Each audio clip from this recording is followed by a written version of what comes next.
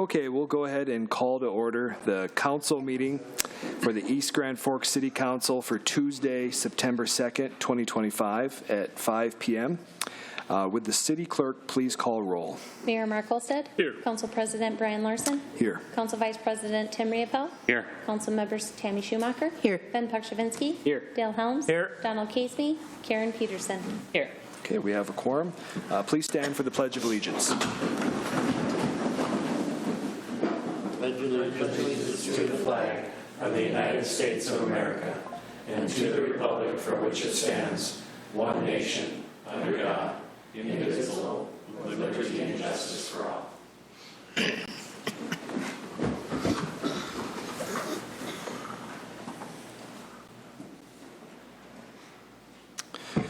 Okay, open forum, an opportunity for members of the public to address the City Council on items not on the current agenda. Items requiring council action may be deferred to staff or boards and commissions for research and future council agendas if appropriate. Is anybody here for open forum? Okay, I see none. We would be moving on to the approval of minutes. Seeking approval of the August 19th council meeting, the August 19th special meeting, the August 26th work session, and the minute summary of the August 19th closed meeting. Moved by Peterson. Second. Second by Riopel. Any questions or discussions? Roll call, please. Helms. Yes. Larson. Yes. Peterson. Yes. Schumacher. Yes. Pukshavinsky. Yes. Riopel. Yes. Okay, motion passes. Scheduled bid lettings, there are none. Scheduled public hearings, there are none. Moving on to consent agenda. Items under the consent agenda will be adopted with one motion. However, council members may request individual items to be pulled from the consent agenda for discussion and action if they choose. Would any council member like to have an item pulled? Okay, if not, I would be seeking a motion for items 5 through 7, please. Moved by Peterson. Second. Second by Riopel. Any questions or discussion? Roll call, please. Helms. Yes. Larson. Yes. Peterson. Yes. Schumacher. Yes. Pukshavinsky. Yes. Riopel. Yes. Motion passes. Acknowledge receipt of reports of officers, boards, and commissions. The regular meeting minutes of the Water, Light, Power, and Building Commission for August 6th, 2025. Communications, there are none. Old business, there is none. Moving on to new business. Item number 9. Consider adopting resolution number 25-09-65, approving the results of the Cannabis Retail Registration Drawing and Preliminary Registration Approval for Red Iris LLC and Skoll, Minnesota LLC, with the final registration contingent upon the businesses completing the necessary steps, meeting all state statutes and city ordinance requirements, and Skoll, Minnesota LLC must obtain the retail endorsement with their micro-business license. Move. Moved by Riopel, or moved by Pukshavinsky, second by Riopel. Okay, any questions or discussion? Okay, I see none. Roll call, please. Helms. Yes. Larson. Yes. Peterson. Yes. Schumacher. Yes. Pukshavinsky. Yes. Riopel. Yes. Okay, motion passes.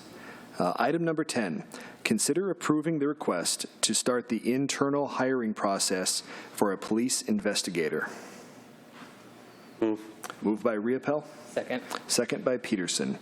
Any questions or discussion? Roll call, please.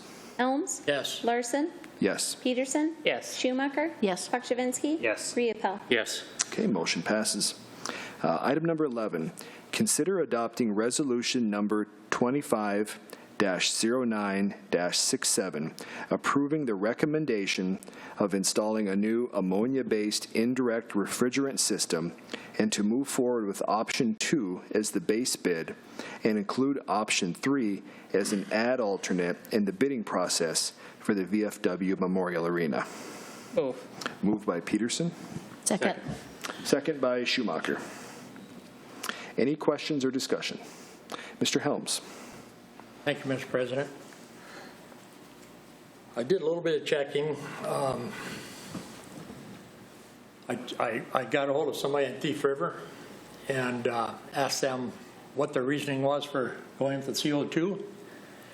And they told me the reason for it was because of the severity of the explosive and dangerous ammonia, that they didn't feel that they wanted to use that. So they said that was their big deciding factor in it. They did tell me, yes, the CO2 runs warmer, but in their case it was okay because they're going to reclaim that heat and heat one of their buildings with it, so it's good for them. I still don't know if ammonia is the right way to go. I'm not real happy with the fact we only had 4 days to even check this out before we have to vote on it. Mr. King, you just had an issue at the arena last week. Had to call the fire department there, get things checked out. That was with the old stuff. With this ammonia, if they go with that, it's going to be a lot more dangerous. Have you checked with the fire department to ask them if they have the facilities and the equipment and whatever they need to, if there is a leak on this ammonia, or where do we have to go to get them people here to take care of that? Yes, thank you, Council. I have checked with the fire department. They did make a recommendation, and between the synthetic and the ammonia, their recommendation was the synthetic. However, understanding that there are benefits, you know, being a public safety office, they always are going to side with the system that is the safest. The other thing I would point out, the difference between the Thief River arena and our arena is Thief River's arena, the compressor room is underneath their bleachers, where our compressor room is off to the side and separated, will be separated from the arena in an airtight environment. Would be the two differences between the Thief River at the Ralph Ingolstadt and Thief River. Their compressor room is directly underneath their bleacher system, where we're set off to the side. That I believe that, from what Simcoe told me, is that led heavily into their decision on going to CO2, that the cost of upgrading that compressor system to fall into line with the state statutes for safety compliance would be too expensive, and that's why they went with, one of the reasons they lend towards CO2. Again, where does the response team have to come from if we needed them for any reason? You know, on the response team side of it, I guess I have not checked into that. I do know different situation that we ran into last Wednesday where we had to call the fire department ourselves and evacuate the building ourselves. Now with the new system, there would be alarms and checks and sensors and everything that would be monitoring that for us and make those calls directly. Handling ammonia, I guess, would probably be no different than handling any chlorine or any other type of hazardous waste that we have on site. We have ammonia running through our town on farm vehicles and trains every day, and if there was a derailment in town here, I'm sure we would have to respond. The fire department would have to respond to the same way to that derailment than they would to our ice plant system. Also, I would add that with this system, again, there's safeties and checks and containment systems put into place, so it should all be contained right in that one area, so it wouldn't have to be, we would have time for a response team to get there, I guess. So the fire department told you that they couldn't support the ammonia? They didn't say that they couldn't support it. They said that if they had a recommendation, or if they had a choice between the two, they would recommend the synthetic. So you didn't get a letter from the chief saying that he does not support ammonia? He sent me a letter that said his recommendation was for the synthetic system, which is, you know, the safer system as far as public safety goes, but also understanding that, you know, as a public safety officer, they're always going to make that recommendation. Because his main concern is lives, which is a big deal. Did you find out, get any more information as far as how much it's going to cost us for training?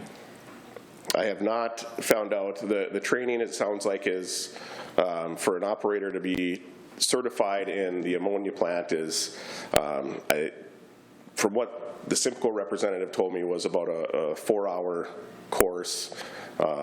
Didn't give me an estimate on what that would cost. You know, because you can Google that in about 2 seconds, and it'll tell you it's got to be extensive training for personnel, and even anybody entering that building needs to know that that's,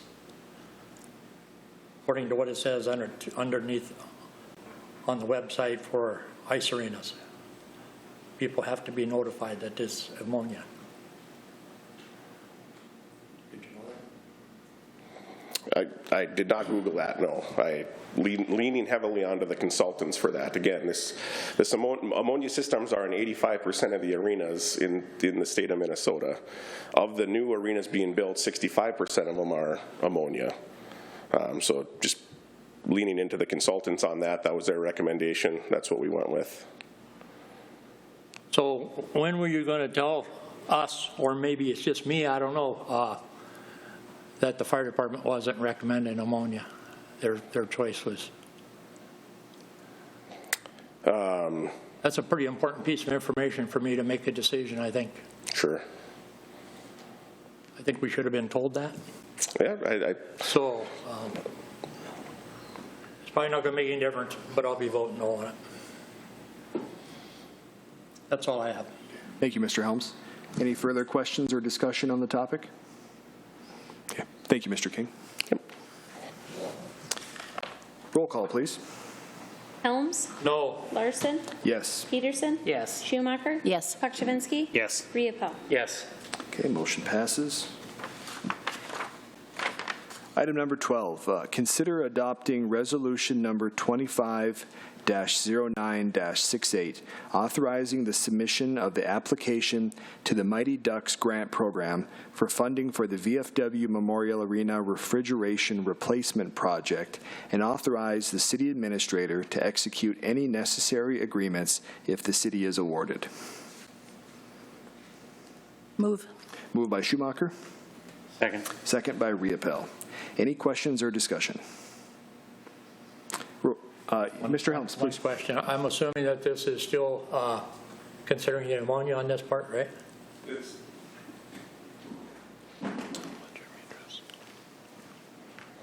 Yeah, thank you again, City Council. Yeah, this is just this grant is for is through the state, and it's to replace R22. So zero impact on what system we go with. It's just to replace it with R22, or replace the R22. I'm sorry. Thanks. Yep, thank you. Okay, roll call, please. Helms, No. Larson, Yes. Peterson, Yes. Schumacher, Yes. Pakshavinsky, Yes. Riepel. Yes. Okay, motion passes. Item number 13, consider authorizing staff to work with the East Grand Forks Arts and Crafts Council to finalize a facility use agreement for the space needed for the annual Arts and Crafts Show scheduled for October 3rd through October 5th. Moved by Peterson, Second. second by Pakshavinsky. Any questions or discussion? Roll call, please. Helms, Yes. Larson, Yes. Peterson, Yes. Schumacher, Yes. Pakshavinsky, Yes. Riepel. Yes. Okay, motion passes. Moving on to claims. Consider authorizing the city administrator, clerk treasurer to issue payment of recommended bills and payroll. Move. Moved by Peterson, Second. second by Riepel. Any questions or discussion? Roll call, please. Helms, Yes. Larson, Yes. Peterson, Yes. Schumacher, Yes. Pakshavinsky, Yes. Riepel. Yes. Okay, motion passes. On to council staff reports. Mayor Olsted. Thank you, Mr. President. First thing, reminder, tomorrow is the EGF Showcase, 5 to 7. Come out and try to dunk a bunch of people different times. The money and food that's raised goes to the EGF food shelf. I appreciate it. I'll be there at 5 o'clock if anybody wants to come. We'll charge extra. That's kidding. So 5 to 7. So if everybody would like to come out and enjoy looking at what we have for the city and all the departments and different other companies, the school is going to be there also. So look forward to that. Reminder, today was the first day of school. Make sure you're looking out for those kids walking and riding bike for now. So hopefully everybody enjoyed their first day. So that's all I have for tonight. Thank you, Mayor. Councilmember Schumacher. I was just going to mention too, first day of school today, we all survived, I think. And just remind people to slow down, you know, as we all get into a new routine. Yeah, that's all I have. Right, thank you. Councilmember Pukshabinsky. Thanks. I took the words out of my mouth about first day of school. People driving on Bigland drive pretty fast, and just ask that everybody slow down. You're going to get where you need to go. Don't cause an accident, and look out for the kids. Thanks. Thank you. Council Vice President Riopel. Just one thing. This is, I spoke to Reed. I tried to get to Carla, but she came a little bit later. What I would like is, last week we were given 3 fund balances with the cash balances in those accounts. If we could get a printout that had the past 10 years for those accounts, so we could kind of look at them to see if there's a trend that we need to either stop or we need to add to it. I'd like that to be part of our annual budget every year, where we wouldn't have to do a 10-year, but maybe a 5-year, so that we have a little better handle on what we're getting into. The other thing on those, if we can, number 1, what each fund, how it's funded, and number 2, as to how the account can be spent, what we can be used for. Just something that if we could send it to all the council members, so we could all become a little more educated on the budget.